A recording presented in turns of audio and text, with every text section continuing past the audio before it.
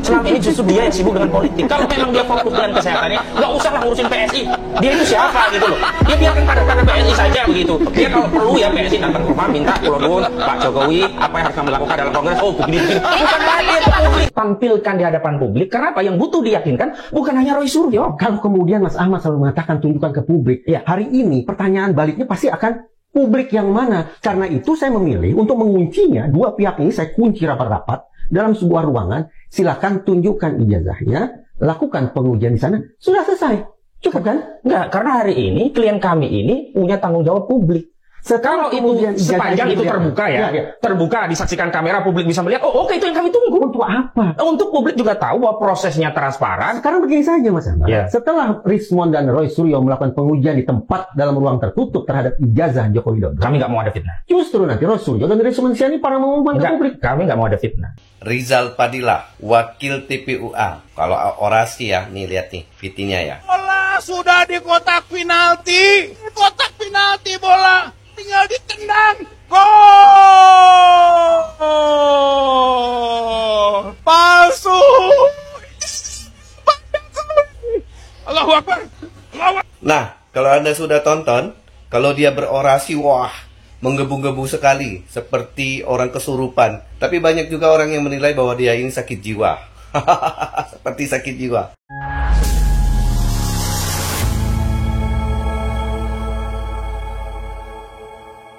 Assalamualaikum warahmatullahi wabarakatuh, saudara-saudaraku sebangsa dan setanah air. Dimanapun kalian berada, semoga kalian selalu dalam kondisi sehat walafiat.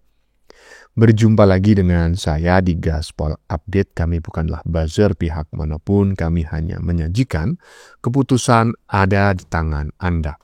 Teman-teman, ini ada video yang menurut saya cukup menarik, yakni tentang mat tompel ya.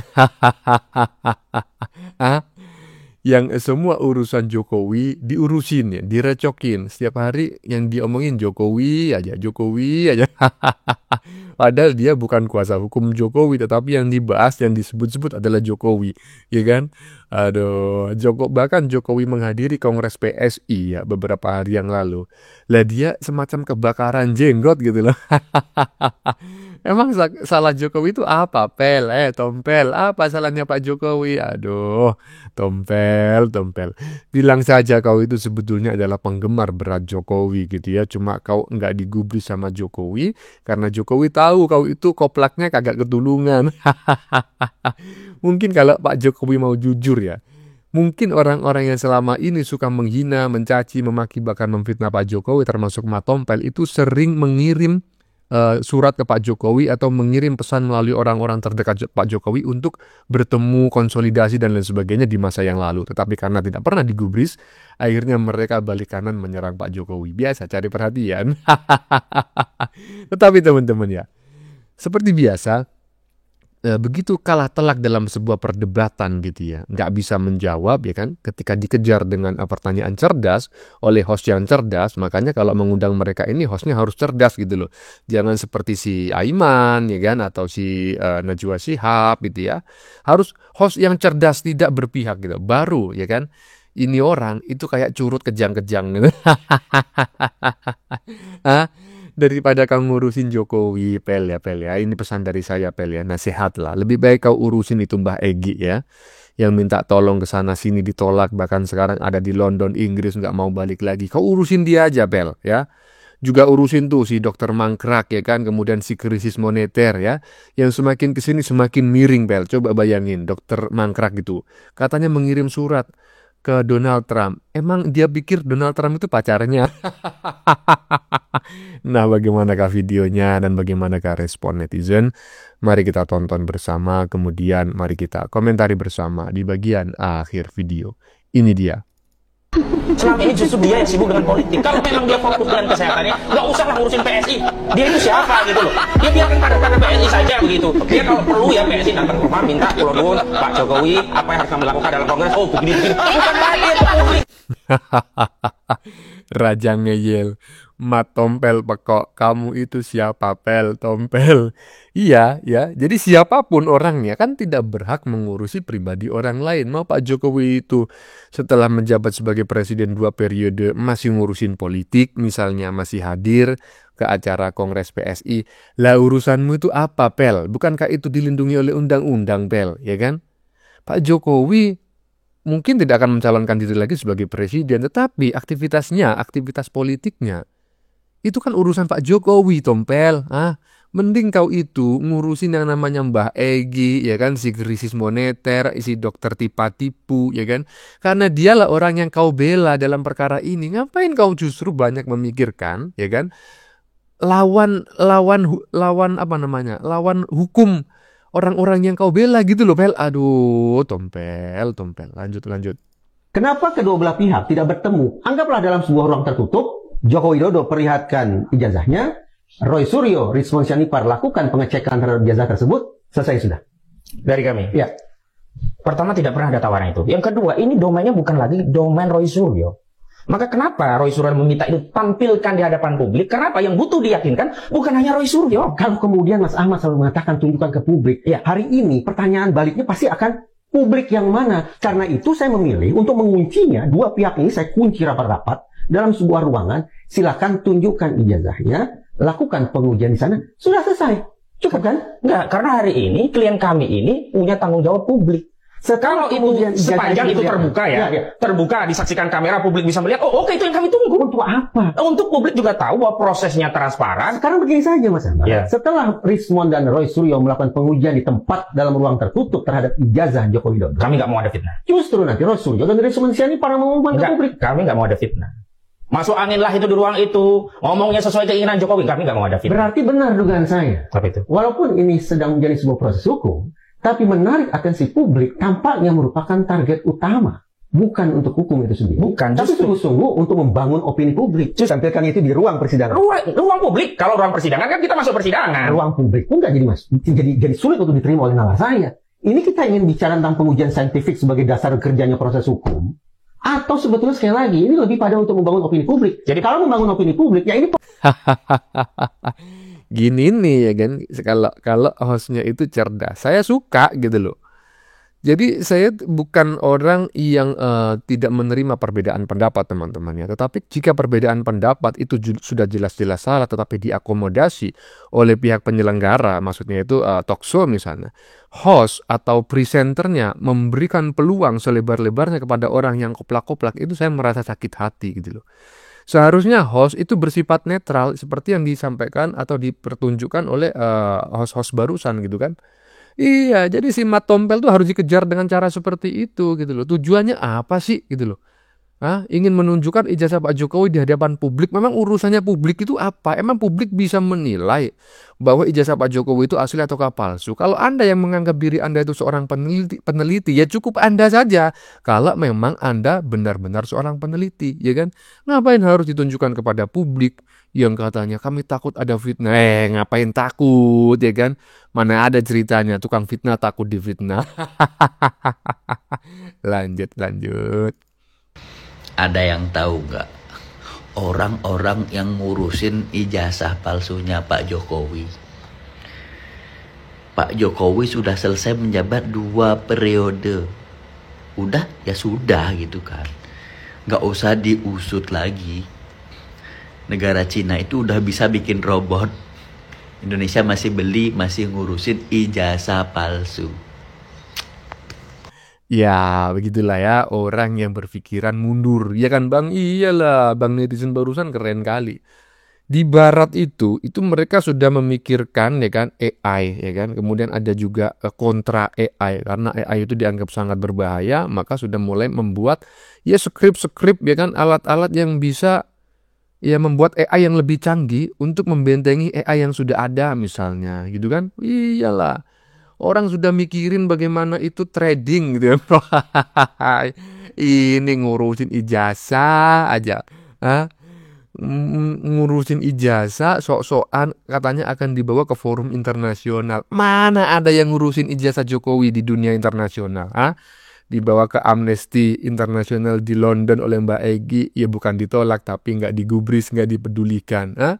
PBB, apalagi nggak ada urusan PBB itu, urusan ijazah. Malah sekarang ngirim surat ke Donald Trump, aduh, memang udah pada sengklek ini orang ya. Ya, ini coba Pel ya, habis ini kita lihat bareng-bareng Pel, pernyataannya Mbah Egy itu loh Pel, yang menurut saya itu mengandung bawang gitu loh Pel, bagi kalian gitu loh, bagi kelompok kalian. Ngapain kalian nggak ngurusin Mbah Egy aja daripada ngurusin Jokowi Pel ya? Coba kita lihat bareng-bareng Pel, ini dia. Apa proteksinya dari Amnesty Internasional? Kita tidak memaksa, cuma bertanya. Kalian membuat NGO ini kan manfaatnya supaya dinikmati banyak orang dalam konteks pelanggaran hak asasi. Tapi kita udah jelas ada kayak begini, tapi nggak dianggap penting. Saya lebih milih di sini dulu karena unpredictable-nya nasib atau kepada keadaan saya yang tidak pasti. Saya yang udah 3 kali di penjara, nggak mau di penjara lagi. Tuh Pel, ya? Kau nggak kasihan Pel? Katanya ya kan kau itu penasihat hukum ya kan, kuasa hukum ya dari orang-orang yang saat ini dilaporkan oleh Pak Jokowi. Mbah Egy ini salah satu orang yang dilaporkan oleh Pak Jokowi loh Pel. Nomor urut pertama loh Pel. Nomor urut pertama, nomor 1 ya kan Mbah Egy. Kau nggak kasihan Pel apa yang dia sampaikan barusan?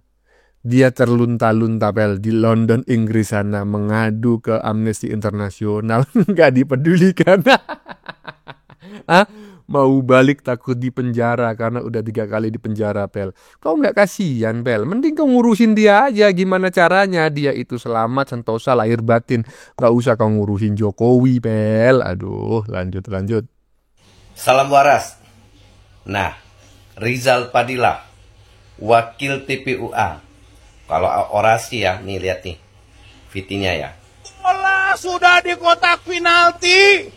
Ini kotak penalti bola. Tinggal ditendang. Gol! Palsu.